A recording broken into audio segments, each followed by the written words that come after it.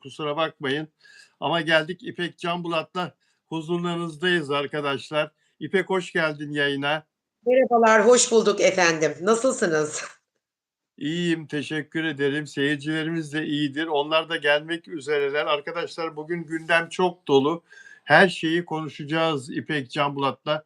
Afra Saraçoğlu diziyi bıraktı, diziyi terk etti. Bunun sebebi açıklanmadı. Açıklanması lazım. Konuşacağız. İpek Canbulat'ın tahminini soracağım. Sizlerin de tahmininizi soracağım. Abi dizisinden neden ayrıldı Afra Saraçoğlu ve Mert Ramazan Demir'le yeni bir projeye mi başlıyor? Amaç bu muydu? Hepsini konuşacağız. İpek, saçlar çok güzel. Teşekkür ederim Bilal abicim, sağ ol. Biliyorsun değişiklik her zaman iyidir. Dün de belirttiğim gibi ayın 16'sı akşam saat 11 sularında, dün değil evvelsi günkü yayında söylemiştim. Yeni ay başlangıcı vardı. Yeni ay yenilikler demektir, güzellikler demektir, güzel bir enerji demektir, yeni sayfalar demektir, umut demektir, ışık demektir. Bütün danışanlara da söyledim, takipçilere, izleyenlere de izah ettim. O yüzden hayatınızda her zaman bir yenilik yapmak durumundasınız. Biraz da genç görüneyim dedim be Bilal abi. Baksana, senden de özendiğim çok şeyler oluyor. İnkar edemem yani.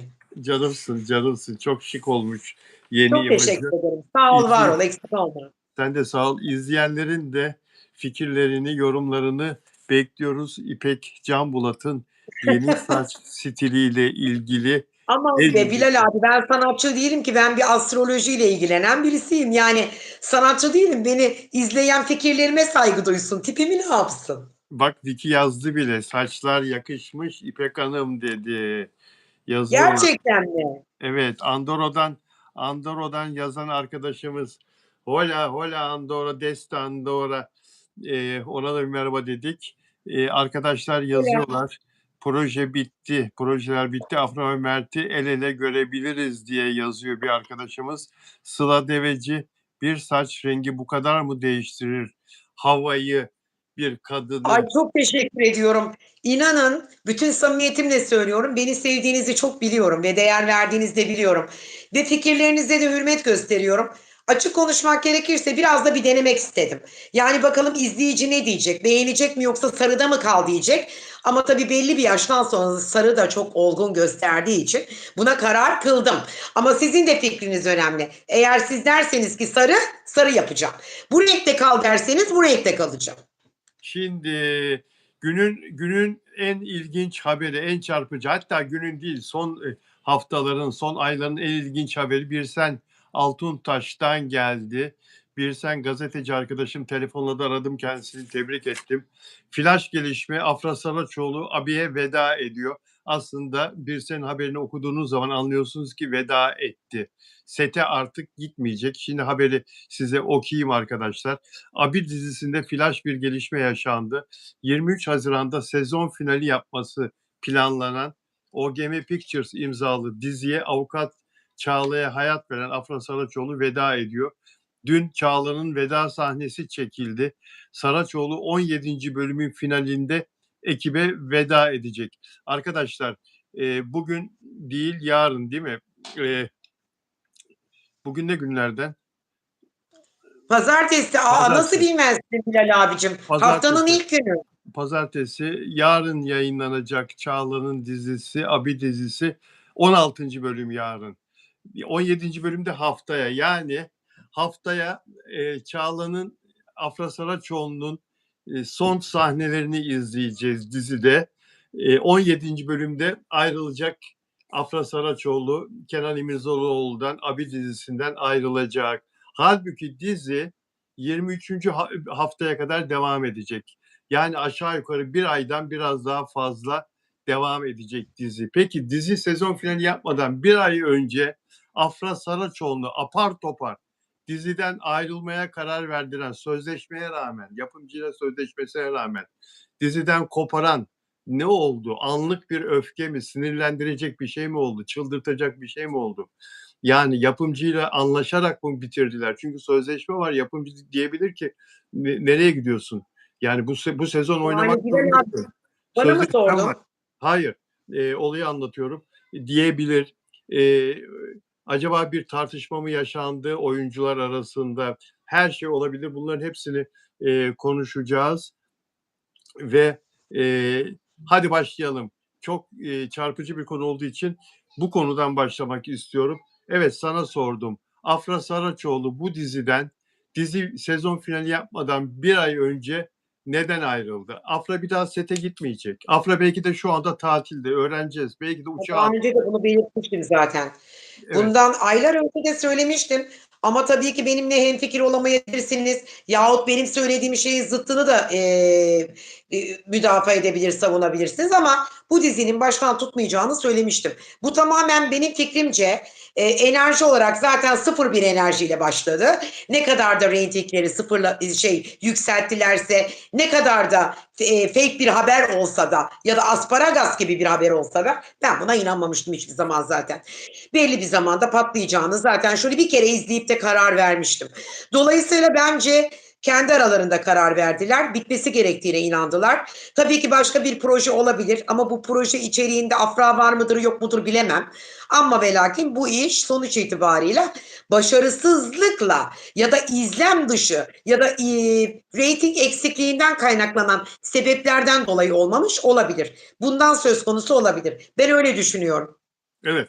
Şimdi işin aslında daha yeni bitti. Los Angeles'ta Abi dizisinin de satışa çıktığı, gösterime çıktığı, dünyadan binden fazla televizyon yöneticisinin, televizyon kanalı temsilcisinin televizyon projeleri, televizyon yapımları fuarı Los Angeles'ta yapılıyor. Dünyaca ünlü LA Screenings 2026 fuarında ATV uluslararası pazarlama sorumlusu Fabiola Flores Cortez bir açıklama yaptı bu fuar sırasında 2 gün evvel ve Abi dizisinin çok büyük ilgi gördüğünü fuarda ve 50'ye yakın ülkeye, 50'den fazla ülkeye satıldığını söyledi toplam olarak bugüne kadar. Şimdi tabii bu alanlar Afra Saraçoğlu da bu dizide diye. Afra Saraçoğlu'nun ismi globalde çok büyük. Afra Saraçoğlu sayesinde dünya çapında dizi daha 5.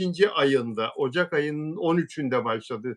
13 Ocak Salı günü yayına başladı arkadaşlar. Daha 5. ayında 5 ay 5 günlük dizi 50 ülkeye satılmış durumda. Bu bir rekor ve bu Afra Saraçoğlu sayesinde.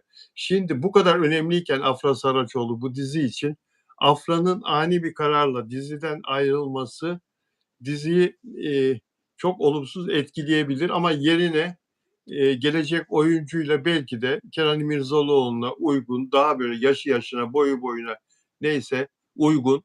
Bergüzar Korel mesela, o da 40'lı yaşlarda. O partner olabilir ya da ne bileyim ben işte daha başka bir oyuncu söyleyin. Yine öyle 50'li yaşlara yakın bir oyuncu Kenan İmirzalıoğlu ile partner olup diziyi götürebilir. Onu bilemeyiz. Tutar mı, tutmaz mı? Ama bilinen gerçek Afra Saraçoğlu ayrıldı. Afra Saraçoğlu rahatlamış mıdır sence şimdi diziden ayrılınca? Tabii ki rahatladı. Tabii ki de rahatladı. Çünkü ben zaten bu olayı baştan itibaren enerji olarak söylemiştim. Olmaz, tutmaz, yanlış bir tarih. Güldünüz, geçtiniz. Burada izleyenler, burada ne bileyim takipçiler. Çoğu belki de saçma dediler, yorum yaptılar. Ama ben tabii ki hiçbir zaman aynı fikirde değildim. Ama Afra Saraçoğlu'yla Mert Ramazan Demir'in gerçekten bir arada oldukları ve yakıştırdığım tek dizinin ne olduğunu da zaten biliyorsunuz. Bir aya bir daha gelecekler mi? Bana kalırsa gelecekler. Bu dizinin bitmesi belki o enerjinin patlamasına sebep olabilir. Bu da çok önemli bir konu. Ama tabii ki Afra'nın buradan ayrılmasını ben istiyordum. Yakıştıramamıştım. Zaten roller birbirine uygun değildi. Bir defa muazzam bir yaş farkı belliydi. Bir de böyle ne bileyim saçma geldi. Yani o içerik saçma geldi bana. O açıdan dolayı da bitmesi çok daha iyi oldu. İnşallah yeni projede Afra daha güzel enerjiyle daha güzel adımlar atar diye düşünüyorum. Belli olmaz bu işler Bilal abi. Bugün bu biter, yarın başka bir şey başlar. Biz de öyle değil miydik Bilal abicim? 27 sene televizyonda program yaptım. Bir kanalda ayrıldığım zaman başka bir kanal ya da bu mesleği bitireceğiz anlamına gelmez ki. Tabii tabii. Allah başka bir Yok. kapıyı açar. Bir Afra, kapıyı kapatır, başka bir kapı açar. Afra için öyle bir endişe yok zaten. Afra Saraçoğlu'nun menajerinde teklifler dosyalar halinde onlarca teklif bekliyor. Bunu hep haber olarak da bize geliyor bu bilgiler. Afra Saraçoğlu için tabii öyle bir endişe yok. Afra Saraçoğlu şu anda tatil yapacak. Sevgilisi Mert Ramazan Demir'le birlikte, annesiyle birlikte artık nasıl karar verirse, nasıl isterse kafasını dinleyecek. Bu arada bizi izleyen arkadaşlar beğen yaparsanız lütfen memnun oluruz. Evet, bu arada Caner yok galiba. Caner burada mı? Ve bizi abone olarak izlerseniz mutlu oluruz arkadaşlar. Katıl butonuna basıp da katkıda da bulunabilirsiniz. Evet, moderatörler lütfen Moderatörlük. ilgilenirseniz sevinirim. Evet. Banu burada mı? Caner, Banu, Ümran. Ümran Keleş burada mısın? Lütfen rica ediyorum. Yayını biraz paylaşın. Yayını biraz beğeni yapın. Paylaşımı yüksek yaparsanız bakın daha ilk etapta güzel bir başarı bu da 11 dakikada biraz yükselişe geçtik. Yani Cuma gününe nazaran bir tık daha yukarıdayız öyle söyleyeyim. Daha da izlenilecek tabii ki. Bilal abinin yayınları her zaman öyle olmuştur. Bu işin gerçekten duayenisin. Ve seni o kadar takdir ediyorum ki Bilal abi. O kadar takdir ediyorum. Teşekkür ediyorum. Sabah nasıl uyanıyorsun o saatlerde? Kalemleri, kağıtları alıp nasıl yapıyorsun bu planları? Nasıl bu projeleri? Tek tek inceleyip sık dokuyup Instagram'dan, oradan buradan doldurup haberleri alıp onlar hakkında yorum yapıyorsun. Bir de bana diyorsun ki ben bir şey duyuyorum mesela Bilal abiye diyorum ki bu böyle olmuş bir şey duydum emin misin diyor. Benim üzerime söylediğimi bir daha araştırıyor. Düşünebiliyor musunuz? Ne kadar Canımsın. enteresan. İşte işin piri dedi. Canımsın. Öyle ama gerçekten Şimdi ilginç olan çok kısa bir süre önce Mert Ramazan Demir'in dizisi bitti. Ne zaman bitti? Dün gece, yok bu gece bitecek değil mi? Ben niye günleri karıştırıyorum artık ya? Hayır bu akşam bitecek. Karıştırdım bugünü. Bugünü herhalde pazar olarak algılıyorsun. Bilal abicim maalesef değil. Yok yarın bayram tatil ya ondan. Şimdi arkadaşlar bakın hayat öyle ilginç ki hepimizin hayatında benzer ilginçlikler zaman zaman yaşanıyor.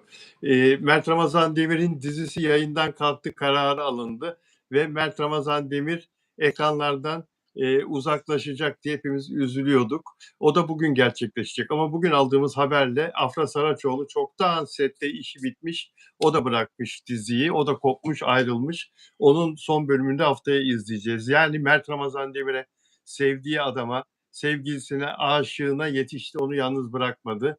Ne kadar güzeldi valla. Mutlu oldum açıkçası. Yani şimdi diyecekler ki ya İpek Hanım hiç mi emeğe saygınız yok? Hayır efendim emeğe saygım olmaz olur mu? Tabii ki sonsuz var. Ama ben bu dizinin bitmesini istedim. Bilmiyorum ya içimde değişik bir kıpırtılar, değişik bir güçler var. Ne desem oluyor. Ne istesem, ne arzulasam oluyor. Ne istesem dileklerim tutuyor. Belki de bu dizinin bitmesi vallahi bak yeni projelerle yeni adımlara imza atılmış olabilir. Çok muhteşem haberler alabiliriz. Mükemmel şeyler olabilir. Nelerle karşılaşacağımızı Allah biliyor. Ama eğer gerçekten içimde öyle bir his vardı, hayırlı olacağını düşünüyorum Afra için. Canım Afra'm benim. Afra Saraçoğlu için hayırlı olacak. Zaten arkadaşlar bundan 2 yayın önce başlık olarak Afra Kurtul, inşallah Kurtul Afra diye başlık atmıştık. Resmin üzerine, yayının fotoğrafının üzerine, kapağın üzerine. Bu diziden ayrılması gerektiğini o yayında bolca konuşmuştuk. Afra'ya bir katkısı olmadığını, Kenan İmirzalıoğlu'na destek olması için yıllar sonra dizilere dönen Kenan İmirzalıoğlu'nu ayakta tutabilmek için ona reyting desteği sağlasın diye Afra Saraçoğlu'nun yapımcı tarafından yüksek parayla, parası artırılarak reddettiği zaman da daha da para verildi, takviye yapıldı. Sana peki şu kadar ödeyeceğiz, şu kadar daha ödeyeceğiz diye aklına girildi ve Afra Saraçoğlu ikna edildi. Ama biz dedik ki bu dizi Afra Saraçoğlu'nun dizisi değil, Kenan İmirzalıoğlu'nun dizisi. Hep bunu söyledik arkadaşlar. Afra'nın oyunculuğuna hiçbir şey demiyoruz. O halde Afra Saraçoğlu kendini göstermeye çalıştı, işini en iyi şekilde yapmaya çalıştı. Ama gelinen noktada o yayında, son yayında söylediğim bir şey var. Ne sevgili olabildiler, ne öpüşebildiler, ne birbirlerinin el ele tutuşabildiler doğru dürüst. Yani hep yarım yamalak, her şey yarım yamalak. Seyirciye asla geçmeyen bir ilişki aralarında. Abi kardeş ilişkisi mi, baba kız ilişkisi mi, sevgi gibi göstermeye çalışıyorlar, olmuyor filan. Zaten yani olmadı. Sebep her neyse hayırlısı olmuş. Sen de söylüyordun yani hiç Şimdi bana Bilal abi bana yazıyorlar alttan, şu anda da yazıyorlar. Öteki evet, hattımdan bakıyorum ben Instagram'ıma. İpek Hanım diyor, Sevim Hanım, siz baştan söylemiştiniz diyor. Yahu başlarken söyledim. Yani siz bilmiyor musunuz, ben bir magazinci değilim. Fikrimi söyledim. Yüreğimden, gönlümden geçeni söyledim. Dolayısıyla olaya astrolojik olarak baktım. Ben bir astroloğum. Enerji olarak baktım. Ama baktım ki orada bir enerji algılamadım. Olmaz, uyumsuz, saçma sapan. Yani hakikaten abi çok güzel bir şeye değindiniz Bilal abi. Yani gerçekten abi kardeş ilişkisi gibi bir sevgili ilişki. Ne olduğunu anlayamadım. Olayın içeriğini anlayamadım. O açıdan dolayı şaşırdım. Ve bence bitmesi, diyorum ya, tekrar üstüne basa basa. Biteceğiniz çoktan söyledim. Rating yapmıyor, yapmaz, izlenmez, beğenilmedi dedim. Bana bazılarınız güldünüz. Gülmeyin, gülmeyin. Bazı şeylerde derler ya kehanet. Kehanet değil. Bu benim kendi fikrim. Enerjik olarak baktığım zaman ben bunun bakarım başlangıç tarihine. Yani nasıl ki bizim doğum tarihimiz var. Doğum haritalarını çıkarıyorum gibi. Onların da başlangıç tarihine bakarım. Gününe bakarım. Gökyüzüne bakarım. Retro var mı yok mu bakarım. Bir gerileme var mı? Kanlı ay tutulması var mı? Hangi durumdayız? Yeni ay mı var? Yani uzun lafın kısası, gökyüzü buna karar verir. Hiçbir zaman gökyüzü beni yanıltmadı. O yüzden işime ve mesleğime saygı duyuyorum ve duyulmasını istiyorum. Yani gerçekten saygı duyun. Bunda yalan bir bilgi yoktu. Ben bunu kendi fikrimle söyledim ama ben bunu mesleki açımdan yaptığım enerjilere dayanarak söyledim. O yüzden rica ediyorum, bir şey söylüyorsam, baştan sordunuz, o fikrin bir çürütmek için elinizden gelen her şeyi yapmayın. Yok izleniyor da, yok reytingleri çoktu da. Ona bakmayınız. Sonuca bakın her zaman. her zaman Bir sonuca düğüne bakıyorum. gidersin. Tabii Peki sonuca bak. Bir düğüne gidersin mesela. İki karı koca, işte yani gelinle damat evleniyor. Baştan bir mutluluk dilersin. İnan ben mesela boşanacaklarını hissediyorum. Gitmiyorum. Boşanacaklarını, ayrılacaklarını bildiğim düğünlere de gitmiyorum. Baştan gitmiyorum. Soruyorlar bana. Ay diyorum, espri yapıyorum. Ya ben öyle 5 yıldızlı otel düğünlerine falan gitmiyorum. Kır düğünlerini tercih ediyorum. Değil, alakası yok.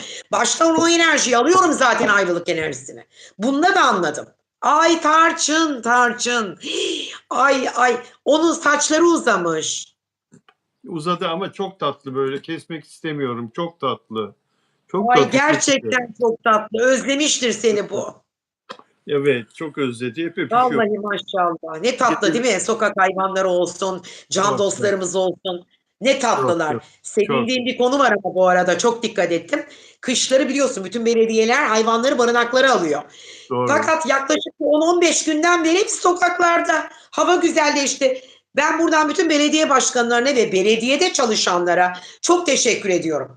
Özellikle de Çınarcık Belediyesi'ne, Avni Kurtçu, Abi Balkış, çok teşekkür ediyorum. Hakikaten bunları almışlar barınaklardan. Bakıyorum her tarafta köpekler, hayvanlar. Biliyorsun ben de çok beslerim. Çok besim yaparım yani Çok seversin, dışarılarda. bilmez miyim? Çok severim hayvanları, Peki, evet. peki Delikanlı final oldu. Abi ikinci sezon geliyor diye sevinenlere Afra'nın sezon finalinde diziden ayrılması şok yaşatıyor insanlara diye. E, Böyle bir paylaşım. Tarçın lütfen Tarçın in aşağı dolaş, in aşağı. Okuyorum şimdi gelişmeleri. Güle güle Yusuf, güle güle Çağla. Artık Afra ve Mert olarak karşımıza el ele çıkma zamanı. Ay Yaşasın. inanmıyorum. Ya ağlasam mı gülsem mi? Ağlasam mı gülsem mi? Bu çok güzel. Ama vallahi şaşırdım. Çok güzel. Çağla'nın veda sahnesi çekildi. Evet, hikaye de değişiyor Çağla ayrılınca. Çağla oyunu bozar arkadaşlar. Daha yeni mi anladınız? Pardon, Afra oyunu bozar. Yeni mi anladınız? Eee, pardon.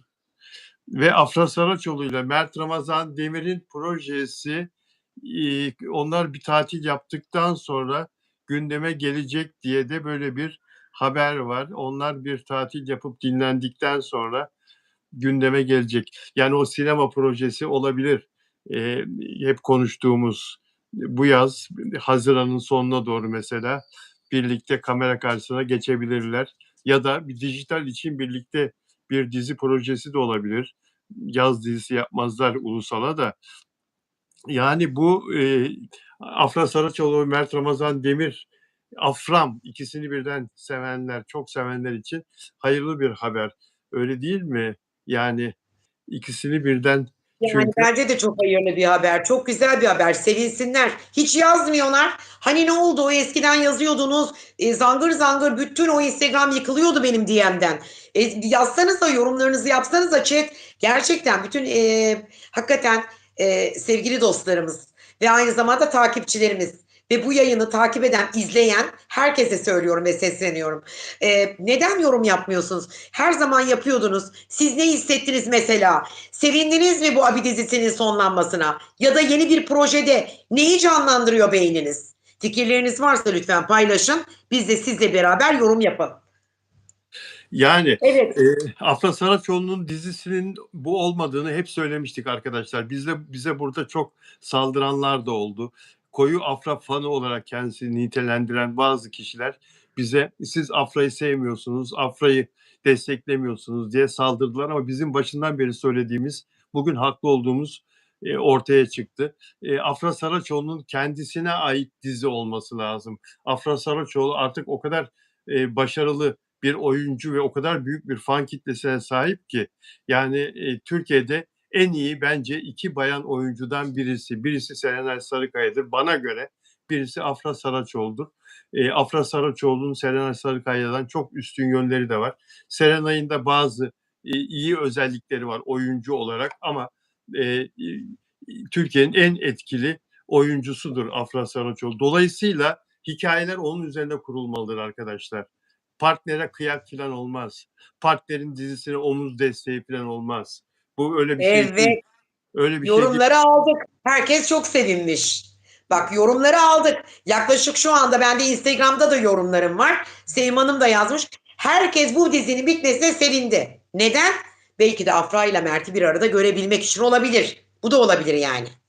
Tabii Afra ile Mert'i bir arada görmek herkesin isteği. Aynı projede onları seyretmek. Doyamadık zaten. Yani OGM Pictures'ın yapımcısı, sahibi yanlış planlama yaptığı için Yalı Çapkını devam ederken yanlış senaryolar yazdırdığı için senaristleri peş peşe kovup başkasını işe alıp falan gibi böyle bir sürü yanlış hatalar yaptığı için o dizi kötü bir şekilde sonuçlandı. Birilere kadar düştü reyting. Çok kötü oldu. Doyamadık Afra ile Mert'in başarısına. Onları şimdi yeni projede, ya keşke mümkün olsa da işi bilen başka bir yapımcıyla çalışsalar ikisi birden. Belki de bu ayrılış Afra'yı OGM Pictures'tan koparacak. Bilemiyoruz ne yaşandı. Neden ayrıldı? Ne oldu? Belki de mahkemelik olacaklar. Bu konuda ikisinden de bir açıklama Bilal abi, bekliyorum. sen de felaket tellalı gibisin yani. Nereden çıkarttın? Mahkemeyi şimdi nereden? Ama şimdi bak, bir sözleşme yapılıyor. Bir sezon boyunca o dizide oynayacağım diye belli bir Tamam. para karşılığı, ve parayı da önemli bir kısmı da peşin oluyor biliyorsun, başrol oyuncuları. Yani ve belli bir taahhütte bulunuyorsun. Hem kanala hem yapıma karşı sorumlusun.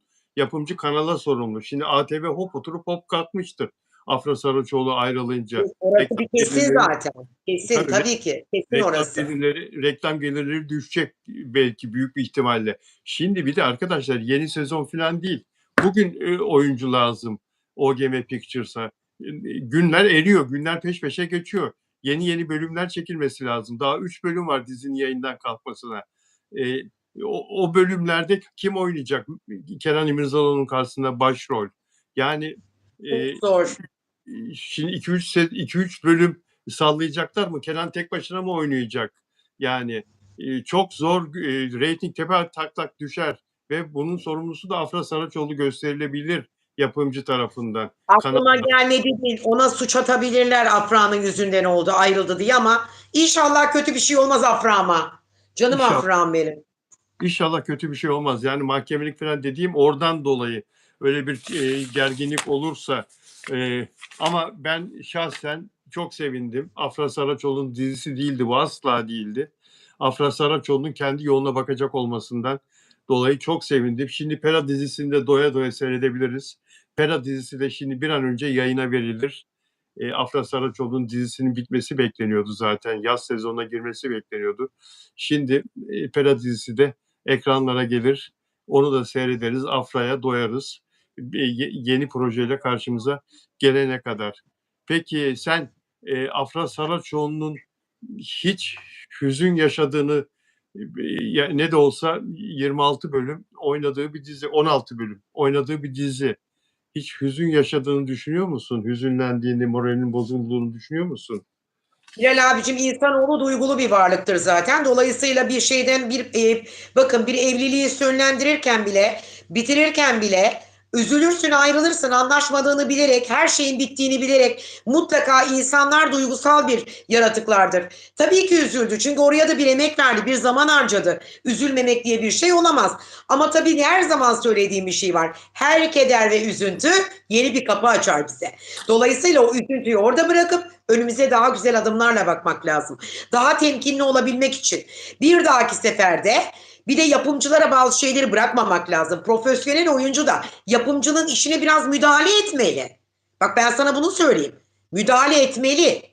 Yani orada diyebilmeliydi. Ya olmaz, Kenan İmirzalıoğlu'yla benim yaşım tutmuyor. İşte şu dizideki frekanslarımız çok zıt diyebilmeliydi Afra. Bunu diyemedi. Bu arada şuna da katılmıyorum. Hiçbir yapımcı Afra'yı mahkemeye verecek güçte ve kapasitede değil. Niye versin ki? Hangi biri verebilir Afra'yı? Öyle başarılı bir kızı. Nasıl olacak bu iş? Şimdi, tabii o konuya çok fazla girmek istemem. Yani Tamam, hukuki... girme aman, sen topu bana at. Girme yeter Yok, ki. estağfurullah. Ama Yok yani... Ama şöyle söyleyeyim sana, daha bak, her zaman söylediğim bir şey var enerji olarak. Bir kapı kapanır, eğer bir kapı açılacaksa o kapı kapanır. Allah hiçbir kapıyı sonsuza kadar kapatmaz. Afra'nın kim bilir, of. Ben ona baktım doğum haritasına da. Neyse, ister yayın sonrasında söyleyeyim, ister Hayır, şimdi anlatayım. şimdi anlat. Afra'nın doğum haritası neyi gösteriyor biliyor musun? Bir önümüzdeki sene Ocak 8 ile Mart 4 arasındaki korkunç bir yurt dışı yükselişini gösteriyor. Dünyaya namzet olacak. Yani o Ne diyorsun Türkiye'de sen? değil, o Ne yurt dışına diyorsun açılacak sen? Ne kapıları. diyorsun? Evet, kapıları Tarih, yurt dışına açılacak. Daha önce de söyledim size. tarihleri bir daha söylesene.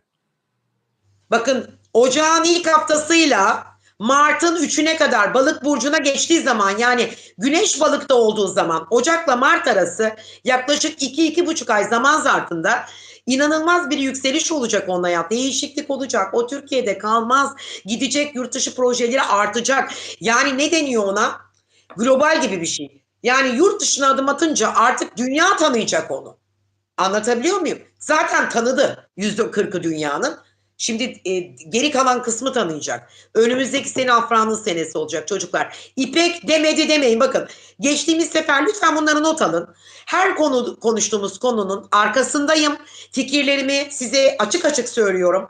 Dizinin tutulmayacağını söyledim. O olacak dedim, bu olacak dedim. Ayrılacaklar. Dediniz ki ayrıldılar, yok işte. Hayır dedim, değil, beraberler. Gene itimat etmediniz. Gene söylüyorum. Sonuna kadar söylüyorum. O ikili olduğu müddetçe bence muhteşem diziler olacak ve yönetmen ve yapımcılar da bu ikisinin peşinden gidecekler. Bırakın aynı dizide rol almasınlar da aynı dizide oynamasınlar. Ayrı ayrı olsunlar ama başarılı olup yurt dışına kapılarını açsınlar. O yüzden evet, ben de bir nazar boncuğu gönderiyorum Niki'ya. Aynen öyle. Afra için nazar boncuğu gönderiyorum. Çok da seviyorum kendisini. Buradan da kendisine selam sevgiler gönderiyorum ki Bilal abinin yayınlarını çok sık takip ettiğini duydum. O yüzden söylüyorum. Canımsın. Güle güle Evet, Yusuf. neden? Çünkü çok seviyorsun sen de. İnsan sevildiğini hissettiği yerde vardır zaten. Kendisinin sevildiğini bu programda bildiği için muhtemelen bu programı %1 milyon, bana gelen duyumlar da öyle, izlediğini duydum ben.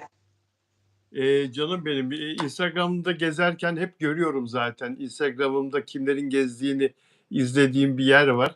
Orada hep görüyorum Afra Bana da öğret Saraçoğlu. onu, ne olursun. Öğretirim, Afra Saraçoğlu ve Mert Ramazan'ı Valla da gizli hayranlarım var. Bana da öğret onu. En azından ben de göreyim kim beni takip ediyor etmiyor. öğretirim. Güle güle Çağla, güle güle Yusuf. Hadi bakalım, Mert ve Afra el ele karşımıza geçin inşallah. Şimdi Antepli dizisi diye bir dizi projesi var. Geçen sene Mert düşünülüyordu. Ancak sonra Mert için başka yola aktı hayat. O proje rafa kaldırıldı. Şimdi yeniden gündemde Afra Saraçoğlu'na da teklif edildi. Antepli dizisi arkadaşlar, bu ciddi bir bilgi.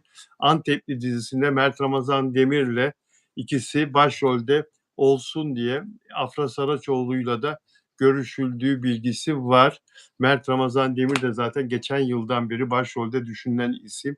Onlar için bir de böyle bir proje var. Yani bakalım nasıl olacak? Hangi projelerde onları göreceğiz? Projenin bundan sonra ikisi için de çok iyi seçilmesi lazım. Mert'in ağzı biliyorsunuz yandı. Çok yanlış bir kast, çok yanlış bir senaryo, hikaye.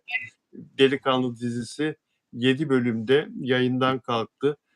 Afra Saraçoğlu da mutsuz oldu.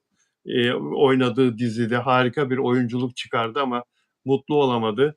Dolayısıyla şimdi onlar birbirleri için keşke ömür boyu birlikte oynayabilseler, değil mi? Yalı Çapkını'nda hem Ama birbirlerine hiç mutluluk hatırlatma veriyorlardı, vallahi. Keşke, hem keşke. setteki bütün arkadaşları mutlu oluyordu onlarla birlikte. Harika bir iş çıkıyordu. Keşke hep birlikte oynasalar. Böyle bir şey mümkün değil mi? Dünyada örneği yok. Hep aynı başrol oyuncuları. Ha, var. Pınar Altuğ'la Taşfır'ın erkeği kaç yıl birlikte oynadılar ya? Değil mi? Bayağı bir zaman. 12 Bayağı bir 13 zaman var yani. 12 Yok diye bir şey yok. Kesinlikle aynı fikirde değilim seninle. Var olmaz olur mu? yabancı Var. da, yabancı da var. 13-14 sene Var. aynı dizide oynadılar. Var. Tabii. Şey var, Arka Sokaklar var. Kaç senedir sürüyor? 16 Arka sene oldu. sokaklar var tabii. Babam izliyor. Yıllardır bildim bileli babam izliyor. Annem de hep kızar babama. Aman kapat bunu der. Bu vurdulu kırdılı ne bileyim şiddet içeren şeyleri hiç sevmez annem. Babama söyler yıllardır. Bayılıyorlar o filme diziye. Ben sevmiyorum. Mm-mm. Ben de Ben birkaç sevmiyorum kere Kurtlar Vadisi. ben de birkaç Ne? kere izledim ama ben de seyretmedim sonra. Evet. Sevmiyorum. Afra ile Mert'in adı yan yana gelince sinirden kahrolan bir kitle var diyorlar. Evet, var, biz de biliyoruz. Biz onlara anti diyoruz. Anti diyor. Ha, evet. Anti diyoruz onlara, doğru. Siz de Sinir oluyorlar. bir de onları aynı projede görürlerse kim bilir nasıl kudururlar diye Ay yazmışlar. bilmiyorum. Gerçekten inanılır gibi değil. Nasıl kudururlar diye yazmışlar. İnşallah her şey güzel gitsin de aynı projede görelim onları. Çok mutlu olduk. Çok mutlu olduk. Bu konuya yarın devam edeceğiz arkadaşlar.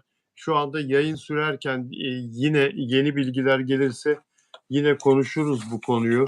Afra Saraçoğlu ve Mert Ramazan Demir'i konuşmaya devam ederiz arkadaşlar. Ama bir başka konuya geçelim istersen. Neyle alakalı? Söyle bakalım ne?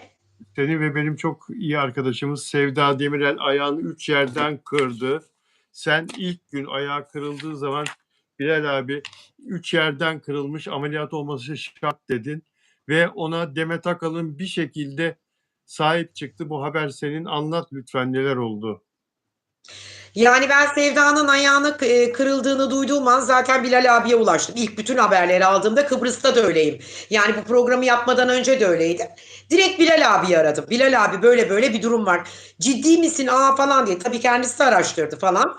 Ama sonuç itibariyle ben bunu gördüğümde içim yandı, içim cız etti. O 3 noktadan o kızcağızın o yaşadığı acıyı, o ayağının fenalığını gördüğüm an gerçekten yüreğim koptu. Çünkü Sevda Demirel benim 35 senedir çocukluk arkadaşımdır. Bizim bir ömrümüz, bir çocukluğumuz geçti kendisiyle. Ama tabii ki ben onu çok iyi anlıyorum. Çünkü o acılar içerisinde belki çok defa telefon açtım, mesaj attım. Belki görememiş olabilirdi. Ertesi günü sabah yine uyandım. Yine Sevdacığım günaydın, nasılsın, iyi misin diye. En son öğrendiğim havadis şu. Sevda 3 noktadan ayağını kırıyor. Çok içler acısı bir durum. Sırf hayvanların uğruna, sırf kedileri köpekleri beslemek seyretmek uğruna Maçka Parkı'na gidiyor. O sırada gittiğinde ayağında flip flop bir terlikle kayıp düştüğünde o setin orada ayak ters dönüyor ve hiç kimse müdahale edemiyor ambulans gelene kadar. Ta ki ambulans geliyor, Sevda'yı götürüyorlar ve acilde alçıyı alıyorlar. Ben de Sevda'ya ulaştım ki şunu söyledim. Sevdacığım, aynı dönem tarihi yani yine bu dönemlerde ama 2 sene önce annem bileğini kırdı. 3 yerinden kırıldı. Tabii ki benim annem 80 yaşında ama sonuç itibarıyla yaşın da önemi var bunda. Yaşlandığın zaman yani annem gibi yaşlı olduğun zaman biraz bilek zor kaynayabiliyor. Yahut da ne bileyim zaman uzayabiliyor. Ama Sevda sağlıkçı, sağlığına çok dikkat eden, spor yapan, yani inanın günün 3-4 saati spor yapan ve süper beslenen bir kadın. O yüzden dolayı dedim ki bir şey olmaz. Demet nasıl ona nasıl Onu güzellik anlatıyorum yaptı? işte. Heh. Kırıldığı için bileği dedim ki ona ameliyat olman lazım. Yani bu böyle alçıyla olmaz. Yanlış kaynarsa bir ömür boyu bunun acısını çekersin. O zaman ameliyat olma şansın da olmaz. Dedi ki devlet hastanelerini aradım İpekçim ama maalesef bir ay sonraya randevu veriyorlar. Özel hastaneleri de aradığımda 1 milyon bir tanesi istemiş, 400 bin TL bir tanesi istemiş. Ne olacak peki Sevdacığım dedim. Bilmiyorum, bekliyorum. Sevdacığım dedim, senin bir an önce ameliyat olman lazım. Yanlış kaynama olayı var, yürüyemeyebilirsin, aksak kalabilirsin. Her şeyin bilincinde ve farkındayım İpek dedi. Ertesi günü bir haber. İşte Boğa burcu ya vallahi özel bir burç. Yani bu gerçekten çok sevdiğim bir burç. Demet Akalın bir boğa kadını. Yardımsever, iyi niyetli, fedakar, bonkör, verici. Elinden ne geldiyse kadıncağız yaptı. Hemen bir bakanlığı aramış ya da bakanı aramış, birileriyle görüşmüş. Sevda'ya Bahçeli Evler'de ortopedi hastanesi varmış. Oranın kapılarını açmışlar. Bugün sabah 9'da Sevda oraya gidecekti. Var. İstanbul'un en köklü ortopedi hastanesi Bahçelievler, Şirinevler'de. Orayla randevu mu sağlamış? Çok zordur oraya randevu. Evet, randevu olacak iş değil. Çok zor bir iş. Bir ay ameliyatlar için 1 ay, 1,5 ay sıra veriyorlar. Ne zaman ameliyat olacak peki? Yarın değil öbür gün ameliyat olacak. Bugün sabah saat 9'da hastaneye gidecekti. Buradan ona şifa gönderiyorum. Ben insanları çok fazla sık sık rahatsız etmek, boğmak istemem, sevmem. Bir de ben gerçekten böyle aradım. Sevda tabii ki dedi ki telefonuna bakamadım. Çok ağrım vardı, çok ızdırabım. Ben anlıyorum, çok anlayışlı bir insanım. O benim her zaman kalbimde, yüreğimde. Sevda benim çünkü çocukluğumu sembolize eder. Burada Demet Akalın'ı konuşalım. Demet Akalın'ın yaptığı şu, yani anladığım kadarıyla Sevda Demirel için Sağlık Bakanlığı'nı, belki Bakan Bey'in kendisini aramış. Arkadaşım ayağını kırdı Sevda Demirel. 3 yerden ameliyat olması gerekiyor ama 1 ay sonra randevu veriyorlarmış. Sizden ricam bir an önce ameliyat edilsin deyip öne çektirmiş değil mi Demet Akalın? Evet, öne çektirdiği gibi 2 tane de profesör yönlendirmiş. O profesörler de bugün Sevda'nın ayağını görüp karar vereceklermiş ameliyat için. Yani nasıl, ne yapabiliriz? Çünkü demişler ki profesörler, daha önceki doktor demiş ki, o hani ilk gittiği acildeki doktor ve sonra orada bir üstleri demiş ki bizim için en kötü bir kemik bu. Hiç görmek istemediğimiz bir kemik bu. Ciddi kırık var, şaka değil. Ama burada Demet Akalın'ın atmış olduğu adım, yine iyiliğini konuşturması. Ya ben sana bir şey söyleyeyim mi? Bu gerçekten sanat aleminde 2 tane yardımcı, yani böyle iyi kalpli, melek gibi kadın tanıyorum, biliyor musun? Biri Seda Sayan, biri Demet Akalın. Ben bunu çok kişiden duydum. Bak, kendilerini uzaklardan gıyaben bilirim. Ortak dostlarımız var. Mesela benim Demet Akalın'ı da tanımam. Ama mesela aynı mesleği paylaştığım Anılcan vardır. Televizyonda 20 yıl program yaptık Anıl'la birlikte ve Anıl da aynısını söyledi. Demet kadar fedakar, verici, bonkör, iyilik saçan bir kadın hiçbir zaman olmadı dedi. Ben aynı fikirdeyim. Boğa burcu, Demet öyledir. Ama çok da mutluyum, inanılmaz. Çünkü en azından 1 milyon vermek yerine devlette ortopedi hastanesi ve bu işin piri bir yermiş. Demet Akalın'ın bir telefonuyla kırmamışlar ve Sevda 2 gün sonra gidip ameliyatın olacak. İnşallah da başarılı olacak. Hiç de bir şey olmayacak. Sevda'nın şu an tek bir korkusu var. Ne zaman ayağa kalkarım? Ameliyattan kaç ay sonra? Kaç zaman yürümeyebilirim? Tek sorusu bu. İyileşir. İyileşir tabii ki. emin ellerde ameliyat olması çok çok iyi olmuş. Demet Akalın'a bravo. Bravo. Hep Bravo. böyle Bravo. hep böyle Gerçekten bravo. iyiliklerle anıyoruz kendisini. Tebrik ederiz. Peki özel üyelerimden, özel abonelerimden Nelly Manzano burada mı acaba? Nelly Manzano Arjantin'den. Bugün geldi mi Nelly'de? Evet, Şili'den gelmiş o. gelmiş mi? Gelmiş Evet, mi gelmiş. Nelly'de? Teşekkür ederim. Göremedim. Göremedim. Nelly de sonra bizi izler, selamımı alır. Delfina Di Masio Şili'den. Delfina Di Masio Melida geldi mi Galva'da. çocuklar? Gördünüz mü? Moderatör arkadaşlar, Delfina Di Masio geldi mi? Bir de Süreyya Diker'i sormak Teşekkürler istiyorum. Şarife. Süreyya Hanım burada mı? Süreyya Hanım. Süreyya Hanım. Peki. Arkadaşlar, evet. Demet Akalın bir de şey söylemiş. Biz demiş Sefo'yla gitseydik Eurovision Evet, şarkı yarışmasına, Yerinde Dur biliyorum. şarkısı 500 milyon dinlenmeye ulaştı. Biz Sefo'yla gitseydik Eurovision şarkı yarışmasına birinciydik. Birinciydik biz demiş. Eurovision şarkı yarışmasını kazanan Bulgar şarkıcı Dara'nın şarkısını Bangaranga'yı izledin mi? Dinledin mi? Bangaranga. Dinledim, ben beğendim. Kendi fikrimi Ben söylüyorum. Demet'i çok seviyorum. Herkes kendi fikrinde, özgür iradesinde. Tabii ki Demet'in başarısı da tartışılmaz Sefo'yla ama ben şarkıyı beğendim. Bangaranga. Bangaranga ne demekmiş biliyor musun? Bangalanga. Bilmiyorum ne Bangaranga demek bu, neyi anlatıyor? Jamaika argosundan türemiş bir kelime. Patlayıcı ve patlayıcı ve coşkulu bir yaşam enerjisi. Şamata, patırtı koparmak, ortalığı birbirine katmak. Kuralları yıkan bir asilik veya yoğun bir parti havası. Bangaranga, hadi bangaranga yapalım, hadi bangaranga. Jamaikalı gençler zaten onlar biliyorsun çılgın, 24 saat müzik, eğlence. Ne kadar Bangaranga güzel yapıyorlar. ne kadar güzel yapıyorlar, değil mi? Hakikaten öyle. Nazan Evet. Öncel'le Sezen Aksu arasında ne olabilir yahu? Nazan Öncel Harbiye'deki konserinde Sezen Aksu'yla ilgili bayağı bir gider yaptı. Bayağı bir eleştirdi onu Nazan Öncel. İnsanlar ya olduğu gibi görünmeli ya göründüğü gibi olmalıdır dedi. Nazan Öncel kim? Bizi dünyadan izleyenler için söylüyorum. Çok ünlü bir bestecimiz, Besteler, şarkı sözü sanatçı. yazarı ve yorumcu Nazan Öncel. Çok güzel şarkıları var. 40 yıllık sanatçı ve Sezen Aksu da pop müziğin divası, Türk pop müziğin divası.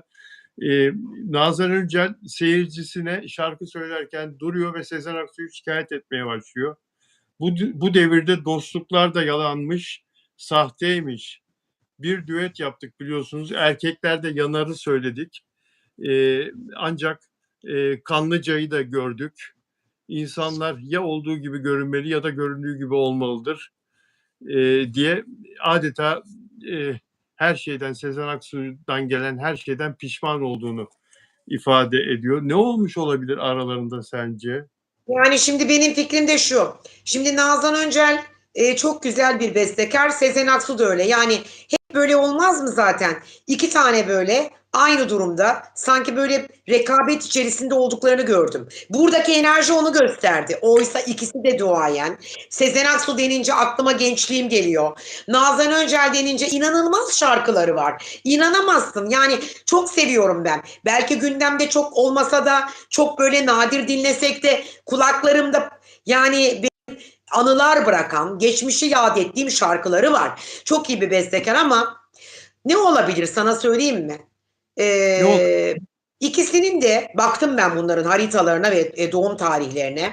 Nazan Baktın Öncel mı? bir kova burcu. Yani höt höt konuşan ve aynı zamanda hiç kendini ezdirmeyen ve aynı zamanda kova kadını her zaman kırılgandır.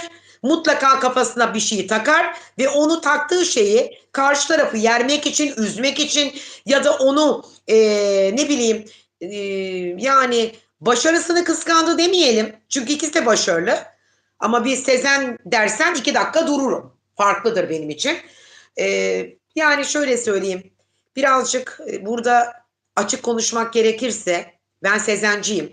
Tabii ki Nazan Öncel de biraz şey yapmış, fütursuzca yani çok fazla üstüne gitmiş, baskılamış. Bunu yapmamalıydı diye düşünüyorum ben. Yani neden bunu yapma gereği duydu? Neye kırıldı, neye gücendi? Bunu şu an çözmeye çalışıyorum. Ama açıkçası çözemedim. Ne olduğunu da bilmiyorum. Ama biraz ağır olmuş, biraz fazla olmuş ithamlar. Bir söz verildi tutulmadı mı acaba? Yani çünkü çok sert, çok sert, çok Çok sert kırılmış. söylüyorum ya, çok sert bir eleştiri. Sezen Aksu müziğin divası, Türk pop müziğinin çok önemli bir sesi, sanatçısı ama Nazan Öncel de e, önemli bir isim, önemli bir sanatçı. Ve Nazan Öncel de aklı başında bir insan. Sahneden böyle bir şey yapmış olması için seyircilerine 40 yıllık bir dostunu şikayet etmesi için çok kırılmış olması gerekir. Sezen Aksu'nun ya ne oldu Nazan diye mesela hemen duyar duymaz telefon açıp gönlünü alması, barışması falan gerekiyordu Aynen bence. öyle Bilal abiciğim. Ve bu insanlık bunu gerektirir. Neden böyle yapmadı Sezen ya da yaptı da daha bizim mi Yani haberimiz yok? Sezen Aksu cevap ben tabii ki cevap hakkı var kendisinin Sezen Aksu'nun da ama neden Tabii. böyle oldu? Yahut da Sezen Aksu acaba ne cevap verecek bu duruma? Yahut da bu konu muhatabı olarak Nazan Öncel'i alacak mı? Neler yaşanacak? Tabii ki ileriki zamanlarda göreceğiz, yaşayacağız. Ama bakalım çoğu insan da, çoğu kişi de Sezen Aksu'yu korumuş. Bunlardan biri de Demet Akalın'dı. Yanılıyor muyum? Yanlış mı okudum Instagram'da? Evet, çoğu insan Sezen Aksu'yu koruyor. Sezen Aksu'ya Demet Akalın destek çıktı ama Sezen Aksu'ya destek çıkanlara da halkımız yorumlarla fikrini söylüyor. Diyorlar ki tabii ki burada Sezen Aksu'yu gözü kapalı koruyor bazı sanatçılar. Çünkü Sezen Aksu onlara beste veriyor, şarkı veriyor. Hatta hiç para almadan veriyor. Sevdiği insanlara, sevdiği sanatçılara diye. Sezen Aksu Evet. sürekli olarak bazı dostlarına biliyorsun şarkı verir. Yani burada Sezen Aksu'nun ya da Nazan Öncel'in, Sezen Aksu konuşmazsa Nazan Öncel'in mutlaka bu konuyu açıklığa kavuşturması lazım. Daha açıklayıcı konuşması lazım. Benim fikrim. Ama ben de sana bir şey söyleyeyim mi? Her böyle bir rekabetten, her böyle bir olumsuzluktan güzellikler doğar. Belli mi olur? Uzun zamandan beri sahnelere çıkmayan Sezen'i tetikler. Belki de Sezen Aksu sahnelere çıkar geri. Burada da belli olmaz yani. Anlatabiliyor muyum? Acaba benim ilk aklıma Tetikleyebilir öyle bu bir olay şey onu. geldi. Benim ilk aklıma öyle bir şey geldi. Söz Çünkü Nazan Yengeç Burcu. seninle Harbiye konserine geleceğim, sahneye çıkacağım, bir şarkı söyleyeceğim. Söz Harbiye konserine geleceğim. Mi dedi Sezen Aksu da sözünü tutmadı. Nazan Öncel'in öfkesi ondan mı ona göre hazırlık yaptı falan. Sezen Aksu son anda vazgeçti, caydı. Öyle mi oldu Sezen? Bağlanma ve bize cevap verme özgürlüğün elbette var. Bekliyoruz, istiyoruz, arzu ediyoruz. Hem Nazan Öncel'den hem Sezen Aksu'dan dilerlerse kendilerini ifade etmek için yayınımıza bağlanabilirler. Benim cep telefonum onlarda var. Peki Demet Akalın ve Sinan Akçıl televizyon programına başlıyorlar birlikte. Şimdi son dakika haberi internetten okuyorum. Demet Akalın ve Sinan Akçıl'dan yeni televizyon programı projesi. Çekimleri 21 Haziran'da Bodrum'da bir otelde gerçekleşecek olan programda her hafta bir ünlü ismi ağırlayacaklar. Yakışır onlara. Yazlık bir Harika program biliyor olacak. musun? İlk defa Yazlık bak bir değişik program bir olacak. proje. Senin uyguladığın proje gibi. Mesela sen de öyle çok güzel tasarımlar yaparsın. Programlarınla alakalı. Hiç kimin aklına gelir? Magazin Astro. Ben de ilk defa aklıma geldi. Dünyada ilk defa gördüm. İlk ve tek yani. Bak çok Evet. magazin programı izledim ama magazinin astrosunu ilk defa görüyorum. Bak soruyorsun mesela. Diyorsun ki Nazan Öncel'in burcu. Kova. Israrcı, iddiacı, çekişken, kavgacı ama Sezen yengeç, evcimen, cevap vermeye bile tenezzül etmeyen, uzakta kalan ama bu onu başarısını daha çok tetikleyebilir. Her an her şey olabilir. Bir bakmışız sahnede Sezen. İpekledi dersin. Bir bakmışız sahnede. Her Yani an her şey olabilir. Hasta özledi ya Sezen çıksın. Vallahi özledik şarkılarını. peki ya şimdi Umut Akgürek neden Hadise ve Gülşen'i suçladı? Şimdi babaannesi Saçmalama. öldü. Umut Akgürek'in kızının babaannesi vefat etti. Dedesi Allah değil rahmet mi? eylesin. Dedesi değil 18 mi? Efendim? Dedesi vefat etti. Dedesi 18 öldü, babaannesi değil. He. Tamam, dedesi öldü. 18-19 yaşında Umut Akgürek'in kızı ve kız dedesinin tabutunun başında video çekti, bir şeyler söyledi filan. Ve bu sosyal medyada çok eleştirildi. TikTok'ta paylaşmış onu galiba. Umut Akgürek de bu gelişmeler üzerine kızının yaptığını doğru bulmadığını söyledi ve arkasından Hadise ile Gülşen'e eleştiriler getirdi. Onlar yüzünden gençler böyle oluyor. Onlar sahneye adeta soyunarak çıplak gibi çıkıyorlar. İşte donla çıkıyorlar gibi bir ifade de kullandı. Onlar gençliği bozuyorlar filan, kötü rol model oluyorlar diye. Ne diyorsun? Ne alakası var ya? Ne diyorsun? Yani şimdi Umut Akgürek aslında kendi davasında haklı. Ama tabii ki biliyorsun eğitim ilk önce ailede başlar, sonra çevreyle ve okulla devam eder. Kızına üzülüyor. Ben de bir anne olarak onu destekliyorum. Ama ve lakin sen kızınla alakalı Umut Akgürek yorum yapacakken neden şimdi Hadise'yle Gülşen'i karıştırdın? Yok Ne mayolarla alaka? çıkıyor hani. Belki bir tepki, belki onun kendi bir fikriydi. Onun menajeri onu eleştirmiyor. Yani sen nasıl böyle bir şey söyledin ve tepki gösterdi halk? Şimdi Hadise'yi niye karıştırdın bu konuyu? Hadise ile Gülşen ne alaka bu konunun içeriğinde? Değil mi? Ne Sonra alaka? TikTok ne alaka? Yani bir de diyor ki TikTok kapatılmalı. Böyle platformlarda böyle şeyler çocuklara kötü örnek oluyor. Ben aynı fikirde değilim. Kapatılıp tamam kapatılsın ama şu fikirde değilim. Senin zaten çocuğun psikolojik olarak problemli. Daha önce de bir madde bağımlılığı vardı. Biliyorsunuz siz de. Öyle duymuştuk, öyle okumuştuk. Ben Evet. çok üzülmüştüm bir anne olarak. Aslında Umut da bir anne olarak bağrı yanıyordur ama şu bağrının yandığı dönemde sana destek olacak insanlardan destek gelecekken niye köstek aldın? Niçin Hadiseyi karıştırdın Gülşen'i? Ne alaka? Çocuğunun durumuyla bu konu ne alaka? Gündemde mi olmak istedin? Zaten gündemde kızın.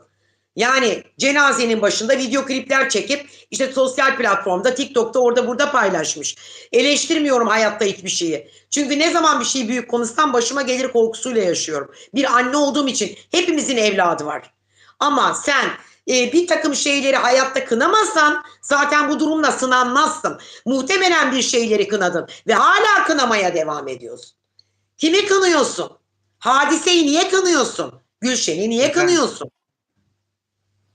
Aynen. Yanlış. Neden? Yani üzüldüm sabah. Bunu okudum üzüldüm. Şimdi tam ona üzülürken, çocuğuna üzülürken aman nasıl olur bu olay? Bu çocuk inşallah düzelir. Bu kadın savaşçıl bir anne. Aman diyorum. Yani derken bir baktım ki Hadise. Yani Hadise'ye en son, Gülşen'e en son laf söyleyecek insansın. Sanatına da saygım var. Ama başka bir şey saygı duyamıyorum bu durumda. Böyle iyi Bu bir arada dansçı, şarkıcı. Böyle bir şey olabilir mi Bilal abi? Sen de yorumunu yap lütfen, bana yaptırıyorsun yorum. senin yorumun çok güzel. Yeterli zaten. Bu konudan çıkalım. Tamam. Şunu söyleyeceğim sana sevgili İpek. Bu Bulgar Eurovision'u kazanan Dara, kocası Türk demiştik ya. Şimdi önüme düştü bilgi. Dara'nın geçen sene evlendiği kocası Ervin, ismi Ervin Ivanov, doktor. Doktor, medikal doktor, tıp doktoru, farmakoloji konusunda ihtisas yapıyor. İlaç bilimi konusunda doktora yapıyor. Sofya'da tıp eğitimini almış ve birlikte çok güzel balayı fotoğrafları var. Bilal Özcan Official Instagram hesabımda paylaşacağım biraz sonra. Dara buraya gelir, konserler verir yakında herhalde, değil mi? Türk menajerler Dara'yı Yani Kıbrıs'ta getirirler. menajerler peşine düşer. Ben şarkıyı çok beğendim. Tabii ki düşecekler. Türkiye'ye de gelebilir. Kocası da Türk olduğu için onun için de bir artı bu olay. Bence de gelsin. Söylesin niye, ben beğendim şarkıyı. Beğenmedim değil yani. Kıbrıs'a da gelir. Senin memleketine de gelir. Orada da konser Evet, verir. benim memleketime gelsin. Benim memleketime herkes geldi. Herkes geldi, o da gelsin. Evet. Kıbrıs'ta en iyi iş yapan sanatçı kim? En iyi iş yapan şarkıcı kim? En çok para kazanan, en çok En popüler çok para olan. kazanan şarkıcılar Kıbrıs'ta genelde Haluk Şentürk'ün sanatçıları. Şu anda number one Derya Bedavacı. Ondan sonra Yıldız Tilbe. Ondan sonra şu dönemde yine tabii ki Bülent Hanım gitmiyor ama Ebru Gündeş Haluk'tan ayrı ama Ebru Gündeş mesela. Ebru Gündeş yok. Yıldız Tilbe. Bunlar ama tabii ki şu an revaçta bana kalırsa sorarsan bütün merit personeli, ya özür dilerim, bütün merit bünyesinde çağrılan tek kişi var. O da Serkan Kaya. Bir de özür dilerim Özcan Deniz.